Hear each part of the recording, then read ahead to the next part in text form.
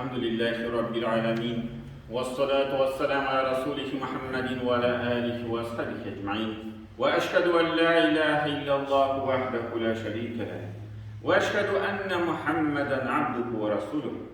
Bütün alemlerini, bütün dünyalarını yoktan var etmişe Allah subhanahu wa ta'ala hamdimiz bulsun. İki dünya rahmet buyurmuş Peygamberimiz sallallahu aleyhi ve sellem gel umul tülerden çıkan salavat şeriflerimiz girişsin. Hem bu izgi cimga günlerinde cimga namazlarına cilvan varsa din kardeşlerimizge Allah'tan rahmetleri bulsun. Cemaat indi bizge düşüren tam bir tapkır bugün bizning ahırgı 10 gün başlandı Ramazan ayının. Şuna göre bu günlerde, tünlerde, bigrekte şul Kadir kişesin bileklerge duruşabız.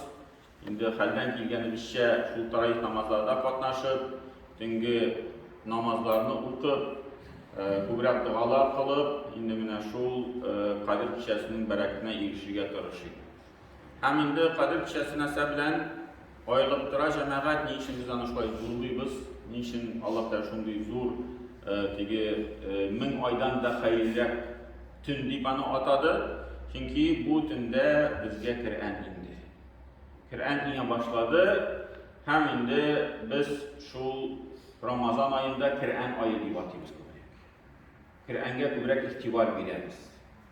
Hem indi cemaat şu Kur'an hakkın, Kur'an'a karata vazifalarımızı uyterge gerek.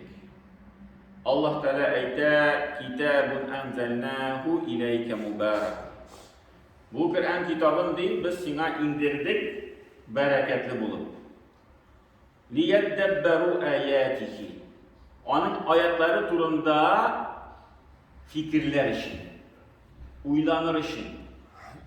Ve liyetezekkere ulul elbab. Hem akıl iyelerine işke düşürür için. Mene bu dünyada biz vakıflı şey ikenliğin unutması için. Lakin bu eybirini, bu fikrini kim kabul etti? Allah Teala etti akıl iyeleri.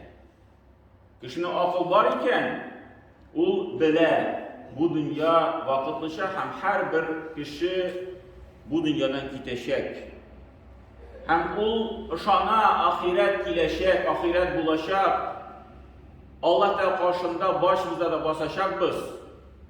Şu turmuşumuz için cevap bileşek biz. Lakin Allah Teala ise akıl iyelerine. Eğer de kişinin küngelinde yok iken bu fikir, şu fikrini kabul etmeyken yok, bütün turmuş bu dünyadağına, bütün neticeni bu dünyadağına göre alabız. Bütün vakitini şu dünya işine sarf etirge gerek deyip aytsa, demek Allah Teala karşında bu kişi akıl iyesi tügür. Bu akılsız kişi. Bu jüler bir kişi Allah Teala karşında.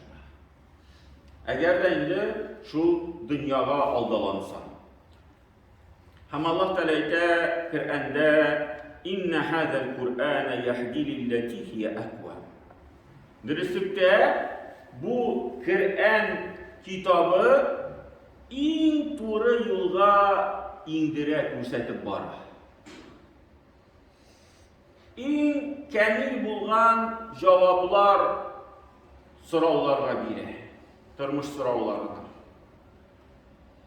Bir halga kalsa, indi mene Kur'an'a müracaat etsek, Kur'an'da en layıklı, en şu yengil yol bilen şişe turgan şu sorularga cevap tabamız. Lakin bizden nese gerek? Şu eybirini unutmaska. Şu Kur'an'ın vazifasını unutmaska. Niçin Allah Teala bizge indirdi? Mene şu en doğru yolga, en layıklı yolga, en layıklı çıkışka көрсәтер için bir problemden, bir meseleden, bir avlıktan. وَيُبَشِّرُ الْمُؤْمِنِينَ الَّذِينَ يَعْمَلُونَ الصَّالِحَاتِ اَنَّ لَهُمْ اَجْرًا قَدِيمًا. Hem Allah Teala şu ayetini için devam eder, hem şu sözünü kabul etken kişilerge şadlıklı haber bir, onlara en zor ecir savaplar, ecren kebira bulandı işlerine. шул әйберне тормышка кертә алган кешеләр. Һәм инде җәмәгать менә безнең Коръәнгә карата вазифаларыбыз бар. Беренче вазифа Коръәнне укырга. Әлхәмдүлилләh, менә Рамазан аенда укый торган кешеләр күбәйеп китте мәчеттә, бик шатландыра. Намаз алдыннан шулай карыйсың кешеләр китап алып укып торалар. Намаздан соң калып укып торалар. Таравихлардан соң, таравихка хәтле әлхәмдүлилләh, ул яктан бераз генә безнең үсешебез бар. Мәхәлләбездә, мәчетебездә ул инде шатландыра. Һәм җәмәгать инде моны белән тукталып калырга ярамый. Инде Рамазандан да тыш безнең андый хәл һәр вакытта күренеп торырга тиеш. Без Рамазан бетте дип китаптан өзелергә тиеш түгел. Коръән китабыннан. Әгәр дә менә шундый бер кеше максат куйды икән, менә Рамазан аенда хәтем кылып, көн сайын 20 бит укып, Коръәнне бер айда укып чыгарам. Шуны булдырды, әлхәмдүлилләh. Тырышып, вакыт табып булдырды. Хәзер бәлки гади көннәрдә алай вакыт табып бетереп булмый. Ләкин барбер кеше әйтә, мин бу Коръәнне инде 3 айда укып чыгарга тиеш. Максат куям. Менә Рамазан аенда 1 айда укып чыкты. Рамазан ае биткәннән соң ул әйтә, юк, мин булай көн сайын 1 сәгать утыра алмыйм 20 бит укып. Минем вакытым җитми. Мин укыйм, мәсәлән, 10 бит. Алайса 2 айда укып чыгам. Мин укыйм көненә 5 бит. Алайса 4 айда укып чыгам. Ләкин менә бу әйбер булырга тиеш. Безнең инде күбесенчә бүгенге көндә без Рамазан аенда укыйбыз, тырышабыз. Ә инде Рамазан ае биткәч, шунда ук инде üzülәбез. Аннары җәмәгать ятлау мәсьәләсе. Менә Коръәнне ятларга кирәк. Үзебезгә шулай максатлар куеп, менә Фатиха сүрәсен ятладык, Ихлас сүрәсен ятладык, Кәүсәр сүрәсен ятладык. Булды анда кичкенә китапта, шул намаз уку китабында бүтән сүрәләр анда язмаска да мөмкин. Намаз өчен җитә. Фатиха сүрәсе, Кул хуалла сүрәсе, 2 сүрә кеше белсә дә намаз өчен җитә. Ләкин җәмәгать Коръән хакын үтәр өчен әле бу 2 сүрә әз. Безгә барыбер тырышырга кирәк. Шул ахыргы 10 сүрәне мәсәлән, кеше әйтә, менә ахырдан 10 кыска сүрә бар, шуларны ятлап чыга. Менә бу Рамазанда.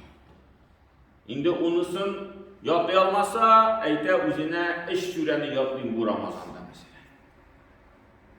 Һәм инде менә бу эш шул Коръәнгә карата һәр вакытта җәмәгать тормышыбызда булып торырга тиеш. Һәм Пәйгамбәрбез саллаллаһу алейһи ва сәллям диде, Коръәнне ди ятлап торыгыз, ятлаганын кабатлап торыгыз, чөнки Аллаһ Тәгалә белән ант итәм, Коръән ди ул җибеннән ышкынган диядән дә тизрәк югала ди. Җибеннән ышкынган диядән дә Аллаһ Тәгалә чагыштырды Коръәнне шул кашып киткән дия белән, ул аннан да тизрәк югала ди кеше. Шуңа күрә менә без ятлаган нәрсәне һәр вакытта кабатлап торырга тиеш. Аннары җәмәгать менә әлхәмдүлилләh Коръәнне укыйбыз, тырышабыз. Һәм инде әлхәмдүлилләh менә икенче ягы да аның турында шулай һәр вакытта искә төшеп торам, әйтеп торам. Безгә Коръән турында укып, аның мәгънәләре турында уйланырга кирәк.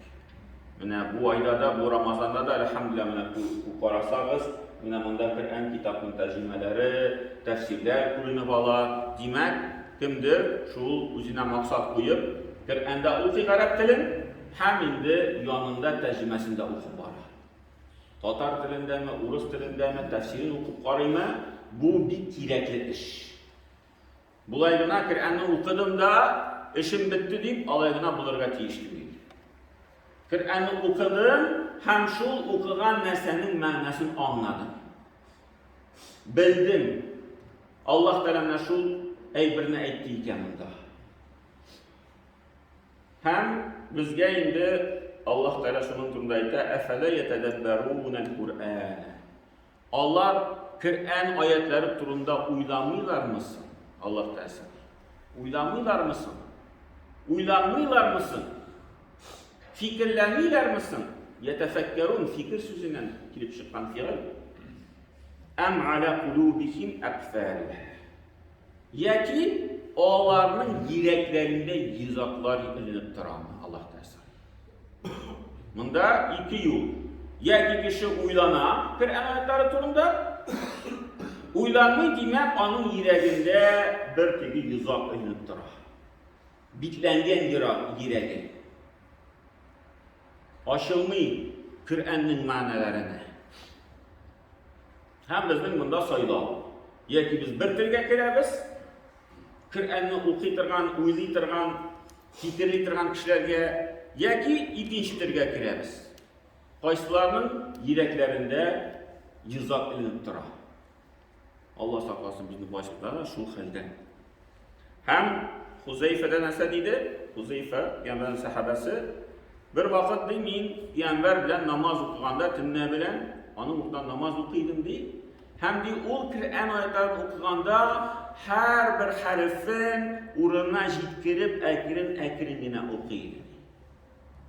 Һәм тасбих аятларына барып җиткәч, тасбихләр әйтә иде.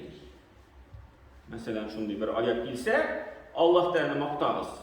Шунда әйтә иде: "Әлхәмдүлилләh", аятны укып бетерә дә, әйтә иде: "Әлхәмдүлилләh, Аллаһ Тәала хәмд сәнә булсын". Әгәр дә Аллаһ Тәала сәббәхә тиге чиста бөтен хаталардан, Аллаһ Тәала кимчелекләрдән шунда аяткә барып җитсә, "Субханаллах" дип әйтеп куя иде Пәйгамбәрбез. Аятны укып бетерә дә, "Субханаллах" дип әйтеп куя. Әгәр дә сорау, дуа кыла торган аяткә барып җитсә, мәсәлән, минем кылым миннән сорасаң, яңа җавап кайтарамын дип, шундый аяткә барып җитсә, Пәйгамбәрбез ди шунда бер дуа кылып куя. Әгәр дә шундый бер саклануга, шул җәһәннәм турында яки шайтан турында аяткә җитсә, шунда тәһаввүз укыйды. Аузу биллаһи мин залик мәсәлән. Шул әйберләрдән безне Аллаһ Тәала сакласын. Җәһәннәм утыннан сакласын, шайтанның васвасасыннан сакласын. Шулай Пәйгамбәрбез теге уйланып, фикерләп, аяткә туры килеп, нинди аяттә мәгънәсе, шул аятның теге җавабын кайтарып укый иде. Аузу биллаһи дип әйтеп куйып. Я Раббым, шул әйберләргә ирешергә насыйп ит безгә җәннәт турында укыса. Шундый менә юл белән Пәйгамбәрбез шул төнге намазларда, нафил намазларда шундый юл белән Коръәнне укый иде. Һәм безгә инде бу шулай ук мисал булып тора. Аннары җәмәгать, без инде шул Коръәнгә дә хөрмәт күрсәтергә тиеш. Хөрмәт. Бөтен яктан. Шул ук тәһарәт белән алабыз. Шул ук анда мәсәлән Коръәнне укыганда сүзен эзмибез. Менә без Коръәнне укыйбыз һәм безгә инде кемдер мөрәҗәгать итә. Һәм без шул сүзне кайтарыр өчен башта аятны укып бетерәбез. Шунда эзеп ярамый. Туктале, миңа кемдер нәрсәдә чакырды, инде сорау бирде. Хәзер мин бу Коръәнне эзләм дә аятның уртасында, һәм бу кеше белән сөйләшеп китәм. Юк, бу кеше көтеп торсын биргән сорау. Яки чакырган кеше. Бер анда ярты минутмы, бер 15 секундмы башта аятны укып бетерәбез. Аятны укып бетергәч, аннары инде бу кеше белән сөйләшеп китәбез. Аннары яңадан кайткач, укуны дәвам иткәч, яңадан башлаган кебек башлыйбыз. Аузу биллаһи минәш шайтан. Дәвам итеп түгел. Уку эзелде инде, без кем белән сөйләшеп алдык, телефоннан сөйләшеп алдык. Кемне шалтыратты безгә Коръән укыганда. Без инде яңа эшне башлаган кебек башлап китәбез. Шундый хөрмәт күрсәтергә кирәк. Коръән китабы бер кайчандыр кайбер аста китаплар арасында ятырга тиеш түгел. Һәр вакытта ниндидер түрдә, бер истәрәк җирдә ятып торырга тиеш. Хәтта шундый хәбәр ишеткән бар, менә Дагестан якларында, Дагестан егетләре сөйләгәннәр бар. mashinada mashina sotib olalarda ekan, kolonkalar eshikda ostda turar ekan. Qur'onni tinglar uchun kolonканы shundan eshikdan chiqarib, patologga qo'yishar ekan. Niçin so'ragach, aytadilar, Qur'on oyatlari oyoq ostidan chiqargan ish tugil. Bu Qur'on oyatlari chiqartirgan o'rin tugil. Shulay tegi bilan anlab, shulay ko'rib, mana shu kolonканы eshikdan olib, shu patologga qo'yishar ekan, istan tovushi, Qur'on tovushi. Mana bu endi bir Qur'onga, men aytmayman, olay bo'larga tegishli. Yo'q, bu kishining shulay ko'rishi. Mana Qur'on kitobi shu ostdan bo'lmas. Kimdir masalan, shunday kishilarni ko'rganim bor, Qur'on kitobi uchun ayrim bir sumka tigib qo'yadi. Ham u sumka tigi yelkaga kiygach, bildan ostaroq tushmaydi. Hamon mana shu qo'ltiq ostida qo'yar istarak tutadi. Ham endi so'rasam, "Nechun bo'lay? Sen kitobni yirtasin" deb, bu endi kishi aytadi, "Bu Qur'onga mening hurmatim shulay. Bildan ostdan tushmasin" dedi. Yelkasida sumkada bo'lsa da yirmasin. Yo'q, u ruxsat etiladi. U tigi Qur'onga hurmatsizlik ko'rsatib tugil aslida. Lekin kishi mana shulay Qur'onni zo'rlab, Qur'onni hurmat etib, mana shulay аңар hurmat ko'rsatadi, istagini yirtamasin. Qodir mashinada yirtsak, тоже qodir anda osqa bir tigi shunday kerakmagan yerga Qur'onni qo'ymasqa, bir istiroq o'rin topiga, bir polkimi ayrim bir yasab qo'yirga kerak, ishdir, qarorga kerak. Qur'on har vaqtda bizning uchun endi ayrim bir o'rinda bo'lirga kerak. Ham endi bigrakda Qur'onni jamoat o'qiganda, mana biz tarixlar o'qiymiz, mana aytam bit. Masalan, mana bunda biz yig'ilishamiz tarix oldidan, kimdir Qur'onni o'qib turadi. Tirishadi. Onun ortida yig'ilgan kishilar qatı tovush bilan silashib o'tiradilar. Ham bu shu Qur'onga shulay bir hurmatsizlik ko'rsatuvrash. Kimdir Qur'on o'qib o'tiradi, Qur'onga hurmat ko'rsatadi. Kimdir shu kishiga mashallah dunyo so'zini olib boradi. Dunyo to'g'rida silashadi. Ham bu albatta Qur'onga bir turli shunday hurmatsizlik ko'rsatuv. Ham Alloh taolo Qur'onda nasadi وَإِذَا قُرِئَ الْقُرْآنُ فَاسْتَمِعُوا لَهُ. Agar da Qur'on o'qilib tursa, lakum deb aytilmadi, sizga deb aytilmadi, sizga Qur'on o'qilib tursa, yo'q qanday so'z. Alloh taolo agar da Qur'on o'qilsa, فَاسْتَمِعُوا لَهُ. Ani ting'nab turasiz. Sizga o'qilamiz, sizga tugilmi? Siz ani tigi qiridangina borib shulay o'tib borgandagina eshitib qoldingizmi? Lekin Qur'on o'qilsa, ani ting'nab turasiz. Va ansitu. Ali Alloh taolo buni bilan to'xtalmaydi. Aytmadi, ting'nab turingizlar, shushi yetdi. Va ansitu deb qo'shib qo'ydi. Ham bir tovush chiqarmamiz deydi Alloh taolo. Ting'arga turlicha bo'ladi. Mana masalaga kelasingda, kimdir shulay Qur'on o'qiganda shilasha boshlaydi, pish keladi. Men ting'mayman, bir quloq bilan. Lekin ikkinchi quloq bilan qo'shi bilan shilashib turadi. Yo'q, bundagan ting'may yetmaydi Alloh taolo aytadi. Ting'nag'iz ham bir tovush chiqarmamiz. Qur'onni hurmat eting. La'allakum turhamun. Hamdi shulay ishlasagizgina sizga Allohdan rahmat tushashak. Turhamun. Sizga shu Allohdan rahmati ulashab, agarda mana shu aybirni ishlasangiz. Ikki aybir, ting'nov ham tovush chiqarmoq. Shuning birsi yo'qolsa, demak, oyatning kirisini qarasak, ma'nasi, demak, Allohdan rahmatini andi kishi erishdi.